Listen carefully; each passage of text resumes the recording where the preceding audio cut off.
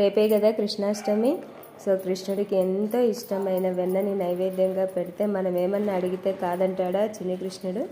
కాబట్టి వెంటనే నేను పని మొదలు పెట్టేశాను. ఇంట్లో కొంచెం పెరుగుంటే బయట కొనడం ఎందుకు అని చెప్పేసి, మనమే ఎందుకు తయారు చేయకూడదు ఇంట్లో వెన్న అని చెప్పేసి ఇలా పని మొదలు పెట్టేశాను. చిన్నప్పుడు ఎప్పుడో చిలికే వాళ్ళం, మజ్జిగ కవ్వం తీసుకొని మజ్జిగతో చిలికి వెన్న తీసి. నిజంగా అది ఒక మంచి ఎక్స్పీరియన్స్ కదా. మీరు ఎప్పుడైనా ఎవరైనా చిన్నప్పుడు ఇలా చేసింటే కామెంట్ చేయండి.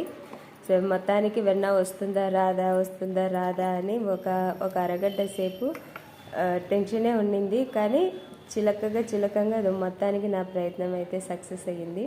చూసారా ఎంత బాగా వెన్న పైన తేలుతూ వచ్చిందో. నా ప్రయత్నం అయితే సక్సెస్ అయ్యింది కదా.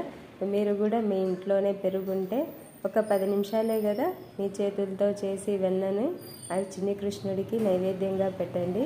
ఆ సంతోషం అనేది మాటల్లో చెప్పలేము. వీడియో నచ్చితే లైక్ చేయండి, షేర్ చేయండి, కామెంట్ చేయండి.